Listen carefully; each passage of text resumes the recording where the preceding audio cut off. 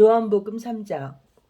바리새인들 중에 니고데모라는 사람이 있었습니다. 그는 유대 공의회 의원 중 한 사람이었습니다. 어느 날 밤 니고데모가 예수님을 찾아왔습니다. 그는 선생님, 우리는 당신이 하나님께로부터 오신 선생님이라는 것을 압니다. 하나님께서 함께 하시지 않는다면 아무도 선생님께서 하셨던 일들을 행할 수 없습니다. 라고 말했습니다. 예수님께서 대답하셨습니다. 내가 너에게 진리를 말한다. 누구든지 다시 태어나지 않으면 하나님의 나라를 볼 수 없다. 니고데모가 예수님께 물었습니다. 사람이 이미 나이가 많아 어른이 되었는데 어떻게 다시 태어날 수 있겠습니까? 어머니의 태 안에 다시 들어가 2번씩이나 태어날 수 있겠습니까? 예수님께서는 이렇게 대답하셨습니다. 내가 너에게 진리를 말한다. 누구든지 물과 성령으로 태어나지 않는다면 그 사람은 하나님 나라에 들어갈 수 없다. 사람이 육체적으로는 그의 부모로부터 태어나지만 영적으로는 성령으로부터 태어난다. 내가 너에게 다시 태어나야 한다. 라고 말한 것에 너무 놀라지 마라. 바람은 제 마음대로 부는 법이다. 너는 바람 부는 소리는 듣지만 그 바람이 어디서부터 와서 어디로 가는지 알지 못한다. 성령으로 다시 태어나는 모든 사람도 이와 같다. 니고데모는 이런 일이 어떻게 가능할 수 있습니까? 라고 물었습니다. 예수님께서 대답하셨습니다. 너는 이스라엘의 선생인데도 이 일을 이해하지 못하느냐? 내가 너에게 진리를 말한다. 우리는 우리가 아는 것을 말하고 우리가 본 것을 증언한다. 그러나 너희는 우리가 증언한 것을 받아들이지 않고 있다. 내가 너희에게 이 세상의 일들에 대해 말했는데도 너희는 나를 믿지 않는데 내가 너희에게 하늘의 일들을 말한다면 너희가 어떻게 믿겠느냐? 하늘에서 내려온 사람, 곧 인자 외에는 하늘에 올라간 사람이 아무도 없다. 모세가 광야에서 뱀을 높이 들었던 것처럼 인자도 들려야 한다. 그것은 그를 믿는 사람들에게 영생을 얻게 하기 위해서이다. 이와 같이 하나님께서는 세상을 사랑하여 독생자를 주셨다. 이는 누구든지 그의 아들을 믿는 사람은 멸망하지 않고 영생을 얻게 하려 하심이다. 하나님께서는 세상을 심판하시기 위해 그의 아들을 세상에 보내신 것이 아니라 자기 아들을 통하여 세상을 구원하시기 위해 아들을 보내신 것이다. 하나님의 아들을 믿는 사람은 유죄 판결을 받지 않는다. 그러나 그를 믿지 않는 사람은 이미 유죄 판결을 받은 것이다. 그것은 사람이 하나님의 독생자의 이름을 믿지 않았기 때문이다. 판결 내용은 이렇다. 빛이 세상에 와 있지만 사람들은 빛보다는 어두움을 더 좋아하였다는 것이다. 그들이 어두움을 더 좋아하는 것은 그들의 행위가 악하기 때문이다. 악을 행하는 사람마다 빛을 미워하며 또한 빛으로 말미암아 자기의 행위가 폭로되는 것이 두려워 빛을 향해 나오지 않는다. 그러나 진리를 행하는 사람은 그가 행한 모든 일들이 하나님을 통하여 행한 것이라는 사실을 나타내기 위해 빛을 향해 나온다.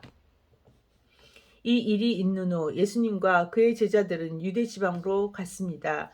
예수님께서는 거기서 그의 제자들과 함께 머무르시면서 사람들에게 세례를 주셨습니다. 세례자 요한도 살렘 근처에 있는 에논에서 세례를 주었습니다. 이는 그곳에 물이 많고 사람들도 계속해서 자기에게 나왔기 때문입니다. 이때는 요한이 아직 감옥으로 갇히기 전이었습니다. 요한의 제자들 중 몇 사람과 유대인 사이에 정결 예법에 대한 논쟁이 벌어졌습니다.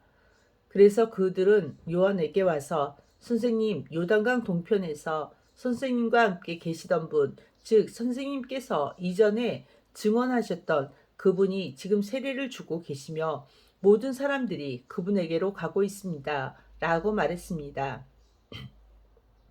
요한이 대답했습니다. 하늘의 하나님께서 주지 않으시면 사람은 아무것도 받을 수 없다. 너희들은 나는 그리스도가 아니며 그분보다 앞서 보냄을 받은 사람이다 라고 말한 것을 들은 증인들이다. 신부의 주인은 신랑이다. 신랑을 기다리며 그가 오는 소리에 귀를 기울이는 신랑의 친구는 신랑의 소리를 듣고 대단히 기뻐한다. 나의 기쁨도 이와 똑같은 것이다. 나의 기쁨이 이제 이루어졌다. 그분은 점점 더 위대해질 것이고 나는 점점 더 사람들의 관심에서 멀어지게 될 것이다. 위로부터 오신 분은 모든 것 위에 계신 분이다. 땅으로부터 온 사람은 땅에 속하여 땅의 일을 말한다. 그러나 하늘로부터 오신 분은 모든 것 위에 계신 분이다. 그분은 그가 보고 들었던 것을 증언하신다. 그러나 아무도 그분의 증언을 받아들이지 않는다. 그분의 증거를 받아들이는 사람은 하나님이 참되신 분이라는 사실을 인정한다. 하나님께서 보내신 그분은 하나님의 말씀을 전하신다. 하나님께서는 그분에게 성령을 한없이 주셨다. 아버지는 아들을 사랑하셔서 모든 것을 그의 손에 맡기셨다. 아들을 믿는 사람은 영생이 있지만 아들을 거역하는 사람은 생명을 보지 못하고 도리어 그에게 하나님의 진노가 있을 것이다. 4장 바리새인들은 예수님께서 요한보다 더 많은 사람을 제자로 삼고 세례를 준다는 소문을 들었습니다. 그러나 사실 예수님께서 직접 사람들에게 세례를 주신 것이 아니라 제자들이 세례를 준 것이었습니다. 예수님께서는 바리새인들이 자기에 대하여 이야기하고 있다는 것을 아시고 유대를 떠나 갈릴리로 가셨습니다. 갈릴리로 가려면 사마리아 지방을 거쳐 가야만 했습니다. 예수님께서는 사마리아에 있는 수가라는 마을로 들어가셨습니다. 이 마을은 야곱이 자기 아들 요셉에게 주었던 밭에서 그리 멀지 않은 곳이었습니다. 그리 멀지 않는 곳에 있었습니다. 그곳에 야곱의 우물이 있었습니다. 예수님께서는 오랜 여행으로 피곤하여 그 우물가에 앉으셨습니다. 그때가 대략 정오쯤이었습니다. 사마리아 여자 한 사람이 물을 기르러 나왔습니다. 예수님께서는 그 여자에게 내게 마실 물 좀 주시오라고 말씀하셨습니다. 이 일에 일어날 즈음 예수님 제자들은 먹을 것을 사러 마을로 내려가고 그 자리에 없었습니다. 사마리아 여자는 예수님께 당신은 유대 남자고 나는 사마리아 여자인데 어떻게 나에게 마실 것을 달라고 할 수 있습니까? 라고 말했습니다. 당시 유대인들은 사마리아 사람들과 상종을 하지 않았습니다. 예수님께서는 그 여자에게 이렇게 대답하셨습니다. 당신이 하나님께서 주시는 선물이 무엇인지 또 내게 마실 것을 달라라고 말하고 있는 사람이 누구인지 알았더라면 오히려 당신이 그 사람에게 구하였을 것이고 그러면 그가 당신에게 생명의 물을 주었을 것이요. 그 여자가 말했습니다. 선생님, 당신에게는 물을 기를 도구도 없고 이 우물은 매우 깊은데 어디서 그 생명의 물을 구한단 말입니까? 당신이 우리 조상 야곱보다 더 큰 분이란 말씀이십니까? 야곱은 우리에게 이 우물을 주신 분입니다. 그분도 친히 이 우물에서 물을 길어 마셨고 그분의 아들들과 가축들도 그렇게 했습니다. 예수님께서는 이 물을 마시는 사람은 다시 목마를 것이요.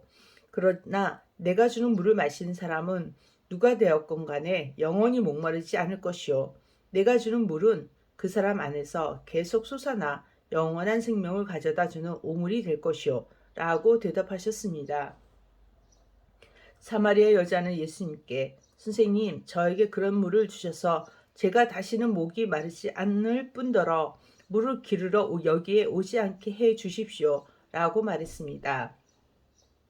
예수님께서는 그 여자에게 가서 당신 남편을 불러 이리로 데려오시오. 라고 말씀하셨습니다. 그 여자는 예수님께 저는 남편이 없습니다. 라고 대답했습니다. 그러자 예수님께서 당신 남편이 없다고 한 말은 맞는 말이요. 실제로 당신은 남편이 5명이나 있었고 지금 당신과 함께 사는 남자도 당신 남편이 아니요. 당신이 방금 전에 말한 것은 틀린 말이 아니었소. 라고 말씀하셨습니다.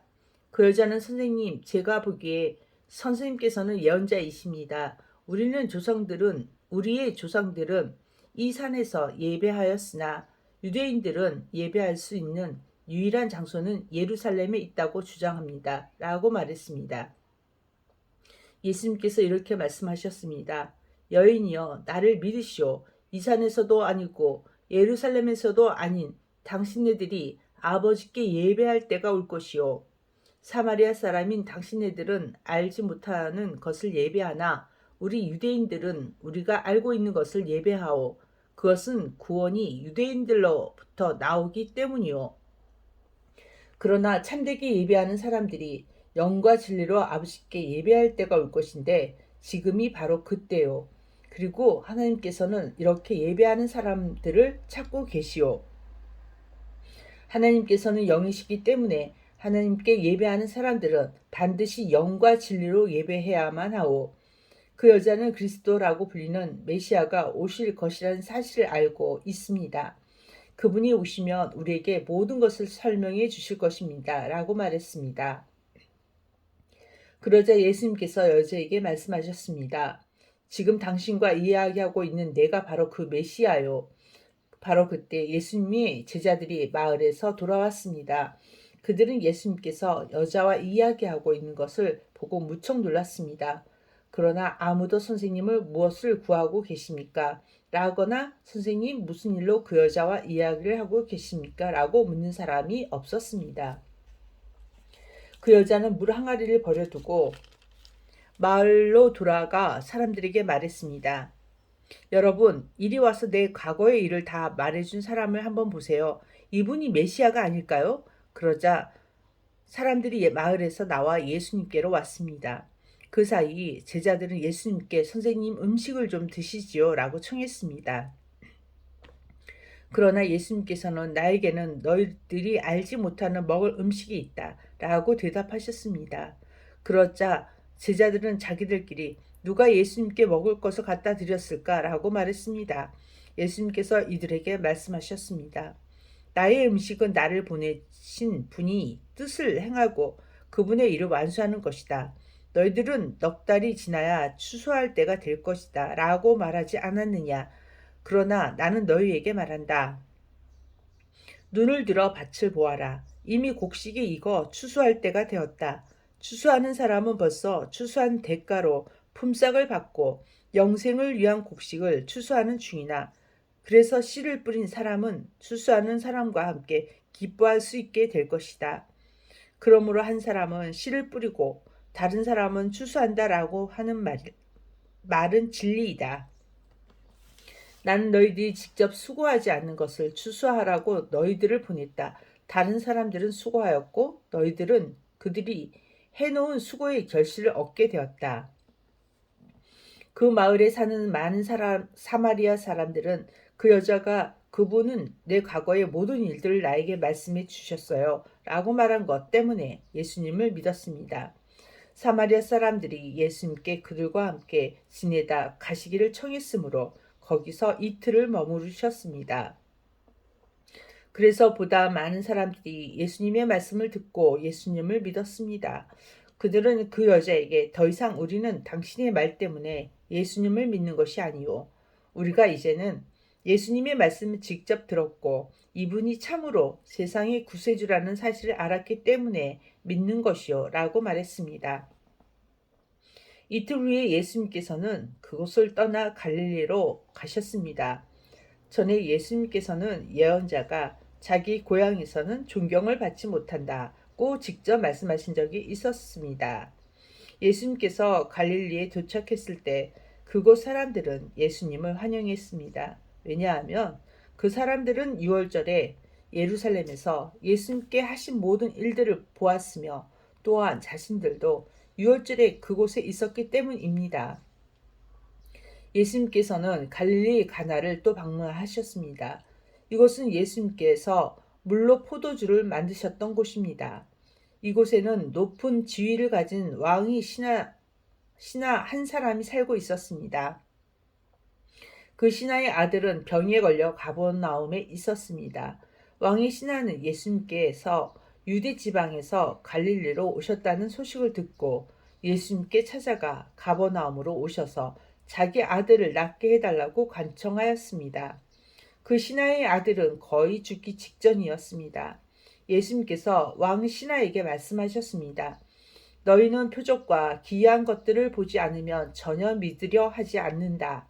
그 신하가 말했습니다. 선생님, 제 아들이 죽기 전에 가버나움으로 오십시오. 예수님께서 대답하셨습니다. 가시오, 당신 아들은 살 것이요. 그 사람은 예수님께서 자기에게 하신 말씀을 믿고 집으로 갔습니다. 그 사람은 집으로 가는 도중에 자기 하인들을 만나 자기 아들이 살아있다는 소식을 들었습니다. 왕의 신하가 자기 아들이 낫게 된 때를 묻자 하인들은 어제 오후 1시 무렵부터 열이 떨어졌습니다. 라고 대답했습니다. 아이 아버지는 그때가 바로 예수님께서 당신 아들은 살 것이요 라고 말씀하신 그 시각과 정확히 일치한 것을 알고 자기와 그 집의 모든 사람이 예수님을 믿었습니다. 이것은 예수님께서 유대에서 갈릴리로 오신 후 행하신 두 번째 표적이었습니다. 아멘.